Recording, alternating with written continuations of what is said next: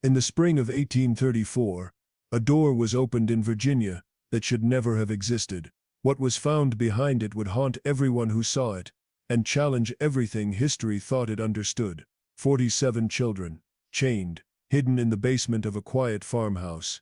Not prisoners of war, not criminals, children. Their ages ranged from 6 to 16, and none of them were supposed to be there. This is not just a story about cruelty. This is a story about silence, power, and a name that still echoes through the shadows of forgotten records. When authorities descended into that basement, they expected to find nothing more than smuggling evidence or stolen goods. Instead, they found fear breathing in the dark. The children did not cry. They did not scream. They whispered, and they all whispered the same name, over and over again, as if saying it too loudly would bring her back.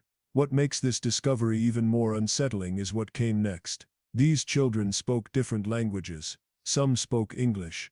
Others spoke dialects that didn't belong to Virginia at all. A few could not communicate clearly with each other. Yet they shared the same fear, the same conditioning, the same obedience. Someone had organized this. Someone had planned it carefully. And someone had vanished before questions could be answered. This video is not about shock value. It's about understanding how systems hide in plain sight, how evil does not always announce itself with noise. Sometimes it whispers, sometimes it wears respectability, and sometimes it survives because people choose not to look too closely. As you watch till the end, you will learn why this case was quietly buried instead of exposed. You will discover how fragmented records, missing testimonies, and intentional silence protected powerful interests. You will see how historians piece together truth not from confessions, but from patterns, numbers that don't align, letters that stop abruptly, and absences that speak louder than words. This story matters because it forces us to ask an uncomfortable question.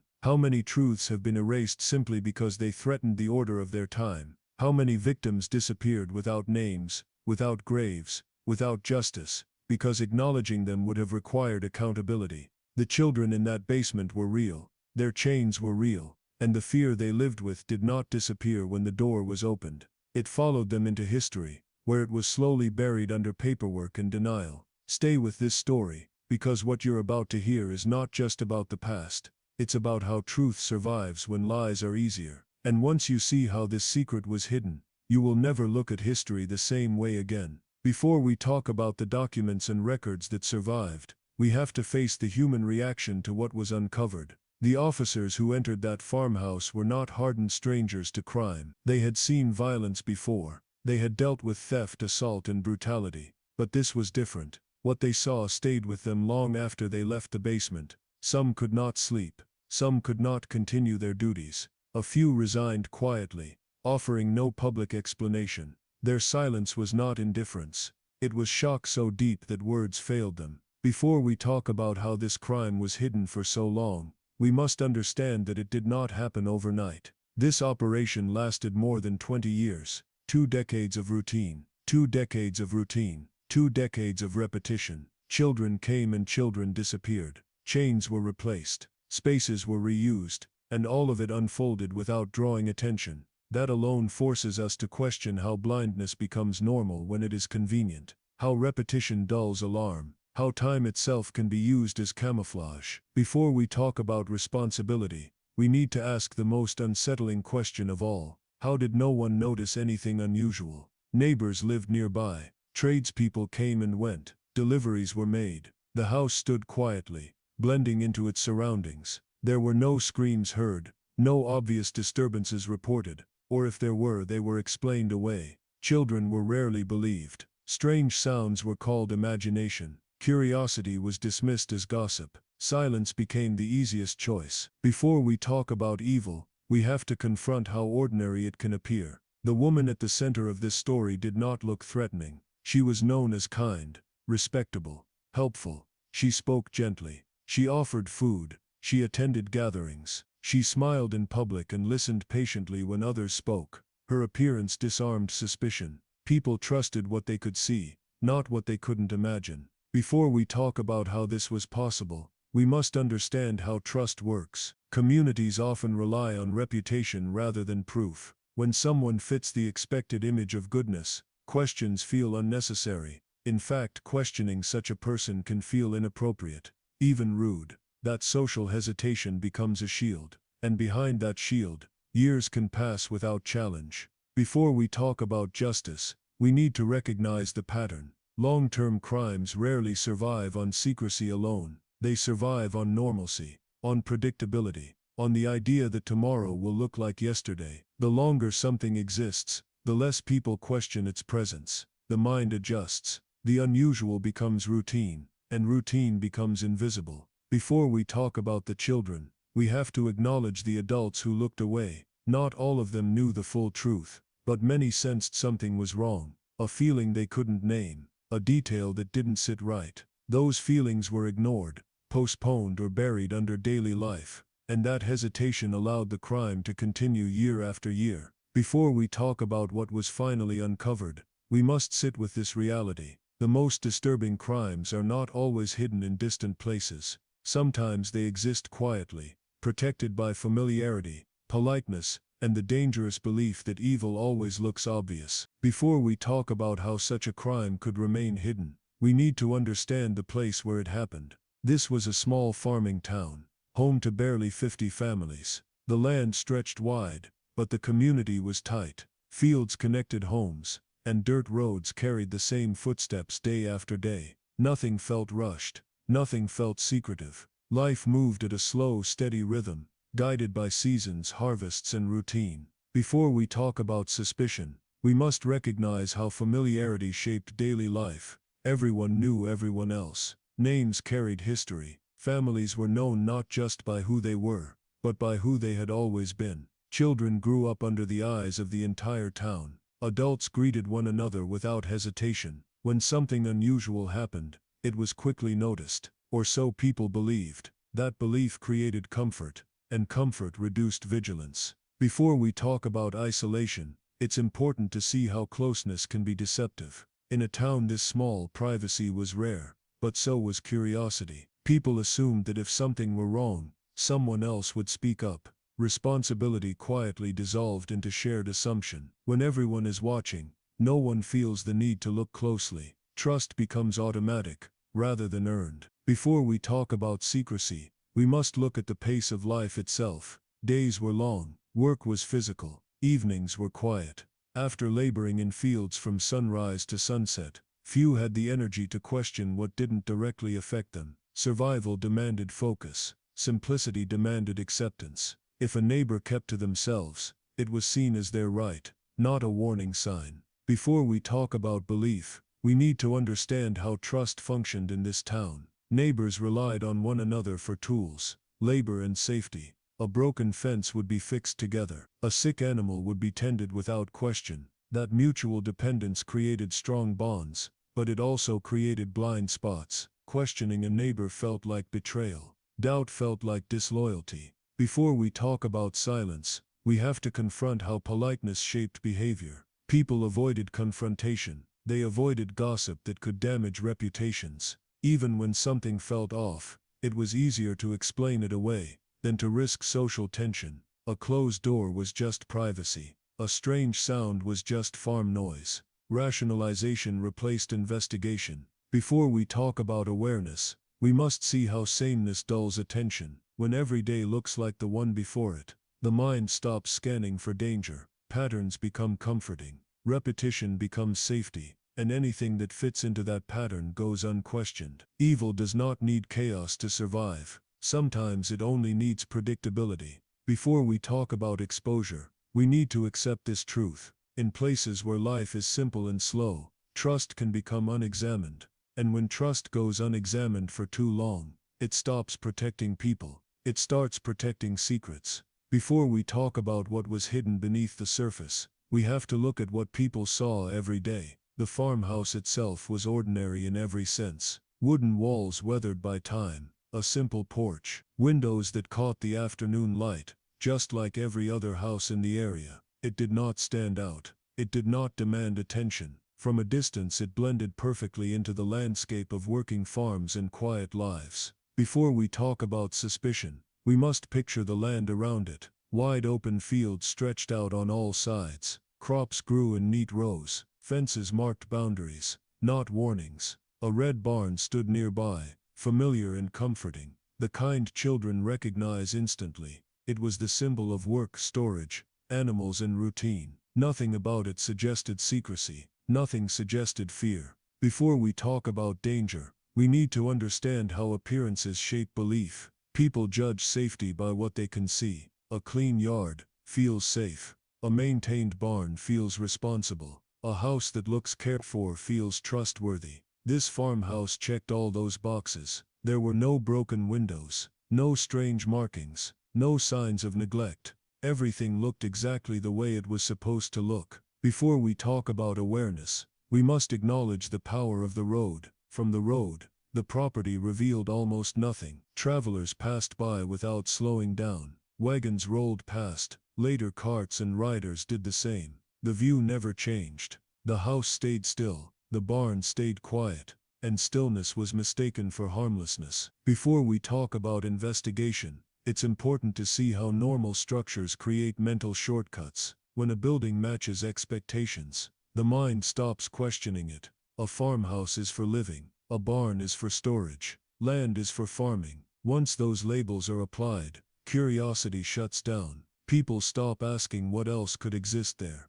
Before we talk about warning signs, we must confront the absence of them. There were no cries heard from the fields, no chains visible from the windows, no unusual traffic at odd hours. Everything happened out of sight, carefully controlled, carefully buried. The lack of visible danger became proof in people's minds that danger did not exist. Before we talk about concealment, we need to understand that nothing was hidden behind locked gates or guarded walls. That was the brilliance of it. The openness itself became camouflage. Anyone could walk past. Anyone could glance at the house. And because nothing looked strange, no one looked. Before we talk about fear, we must recognize how comfort disarms instinct. Familiar sights calm the nervous system. A red barn against green land feels peaceful. A wooden home surrounded by quiet fields feels safe. Those feelings override logic. They silence doubt. They convince people that evil must look dramatic to be real. Before we talk about what lay beneath, we have to accept this reality. The most effective hiding place is not darkness. It is normality. And this farmhouse, standing calmly in the open, was the perfect disguise. Before we talk about what was finally discovered, we need to understand how it was built. The basement beneath that farmhouse was not ordinary. It was far larger than any normal foundation would require. It did not appear overnight. It was created slowly, carefully, over many years. Each addition seemed reasonable on its own. Each change small enough to avoid attention. Together they formed something no one was meant to see. Before we talk about secrecy, we must look at the method. Different workers were brought in at different times. One dug, another reinforced walls, another installed supports. No single person ever saw the entire space. Each was given a limited task, and a simple explanation: storage expansion, structural repair, extra reinforcement for weight.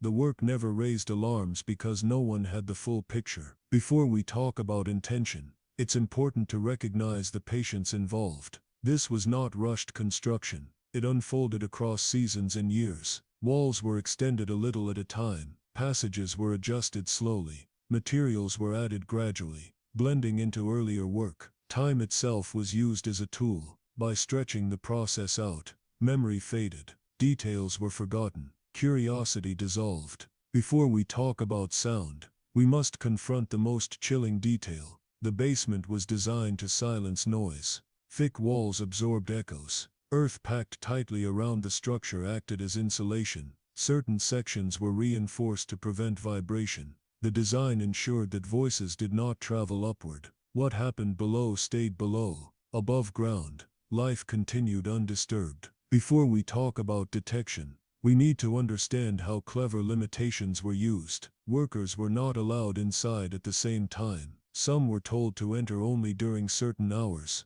Others were given access to one section and nothing more. Questions were discouraged with politeness. Payment was prompt. Complaints never followed. Convenience replaced curiosity. Before we talk about awareness, we have to see how structure can hide purpose. To an outsider, The basement looked like overbuilding, not wrongdoing. Strong foundations are praised, not questioned. Extra space is seen as preparedness. Soundproofing is assumed to be practical. Every feature had an innocent explanation, if anyone bothered to ask. Before we talk about discovery, we must acknowledge how design can erase evidence. The space was not chaotic. It was organized, divided, controlled. That organization made it easier to manage and harder to imagine as criminal. Order can be misleading. Clean lines can hide cruel intent. Before we talk about the children, we need to accept this truth. This basement was not an accident. It was not a mistake. It was engineered, built piece by people who never realized what they were helping create. And that is how it remained invisible for so long. Before we talk about suspicion, we have to look at how she presented herself to the world. She was soft-spoken, never raised her voice, never demanded attention. Her manner was calm, almost comforting. When she spoke, people leaned in rather than pulled away. There was nothing sharp about her presence, nothing that triggered alarm. She blended effortlessly into the social fabric of the town. Before we talk about trust, we need to understand her public routine. She attended church regularly. She sat among familiar faces. She listened quietly to sermons. She bowed her head at the right moments and sang the hymns everyone else sang. Faith, in that community, was a signal of character. Attendance became proof. No one questioned someone who shared their prayers. Before we talk about reputation, we must acknowledge her charitable image. She donated when collections were taken. She offered help when families struggled. Food was shared. Small acts of kindness were noticed and remembered. Over time, those gestures stacked up, forming a shield around her name. People did not see isolated actions. They saw a pattern of goodness. Before we talk about belief, we have to confront the story she told. She claimed she cared for orphan children. In a time when illness, accidents, and poverty were common, the idea was believable. Orphans existed. Families were often overwhelmed. Taking children in was seen as an act of mercy, not something to question. Her explanation fit the world. People understood. Before we talk about scrutiny, we need to recognize how compassion disarms doubt. When someone claims to be helping the helpless, suspicion feels cruel. Questioning them feels immoral. People do not want to believe that kindness could be a mask, so they don't look too closely. They accept the surface story and move on. Before we talk about appearances, we must see how consistency builds credibility. She did not change her behavior. She did not draw attention. Day after day, she remained the same. Calm, polite, predictable. Predictability created safety, and safety created trust. The longer nothing went wrong, the more unthinkable wrongdoing became. Before we talk about warning signs, we need to understand how language was used. She spoke gently about responsibility, about sacrifice, about duty. These were respected values. Her words matched the moral tone of the time.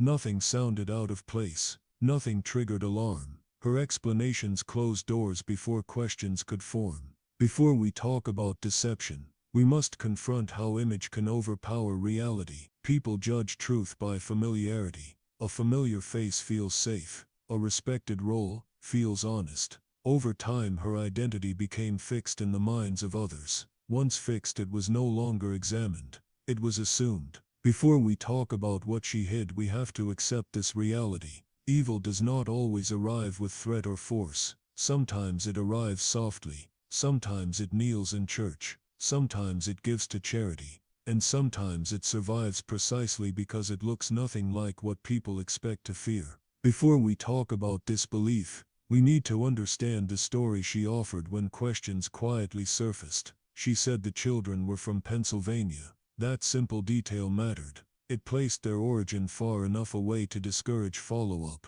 yet close enough to feel believable. People accepted it because it fit the world. They knew. Families moved. Children were displaced. Nothing about that claim felt unusual. Before we talk about silence, we must look at how it was explained. She said the children were shy, traumatized, marked by loss and hardship. In an era when mental suffering was poorly understood, trauma became a convenient answer. Quiet children were not challenged. Their withdrawn behavior was seen as proof of pain. not a reason for concern. Before we talk about communication, we need to recognize how discomfort limits curiosity. When children did not speak, adults felt uneasy asking why. Silence made people uncomfortable, and discomfort made them retreat. It was easier to accept the explanation than to press for more details. The fewer questions asked, the smoother life remained. Before we talk about belief, we have to see how compassion played a role. People wanted to believe the children were being protected. The idea that someone was sheltering the wounded felt reassuring.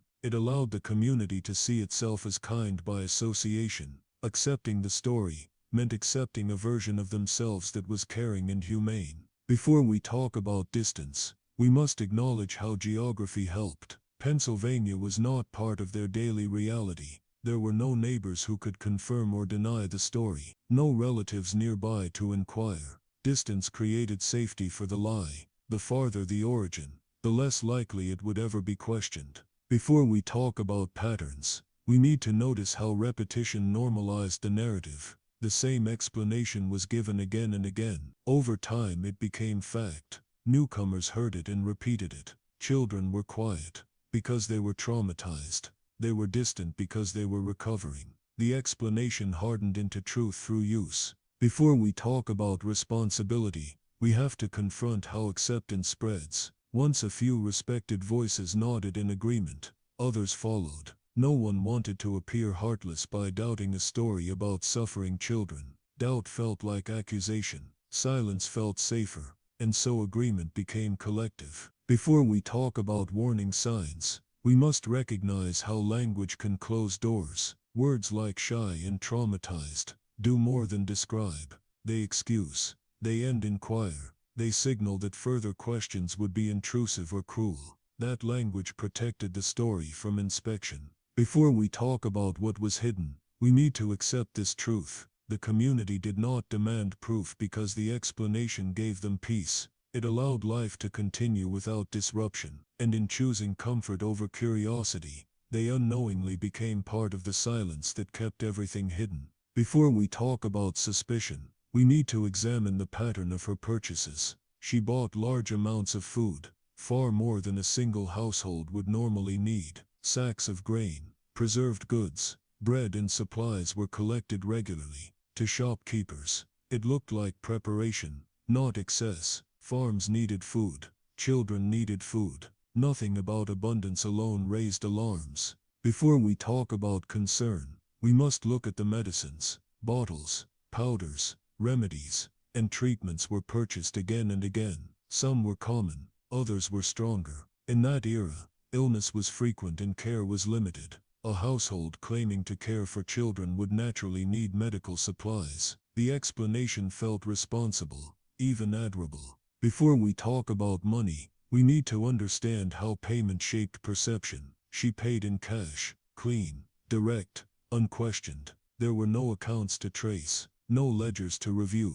Cash ended conversations quickly. Shopkeepers did not ask follow-up questions when payment was immediate. Transactions stayed simple. Simplicity discouraged scrutiny. Before we talk about justification, we must recognize how consistently she explained herself. Every purchase had the same reason. It was for the children. The phrase was repeated calmly, without hesitation. Repetition created familiarity. Familiarity created acceptance. Over time, no one heard the explanation as an excuse. They heard it as fact. Before we talk about scale, we have to notice how purchases were spaced out. She did not buy everything at once. Supplies were gathered over time. This prevented shock. It prevented comparison. Each visit felt normal on its own. Only when viewed together did the volume become unusual. But no one ever saw the full picture. Before we talk about oversight, we need to understand how roles divided responsibility. One shopkeeper saw food,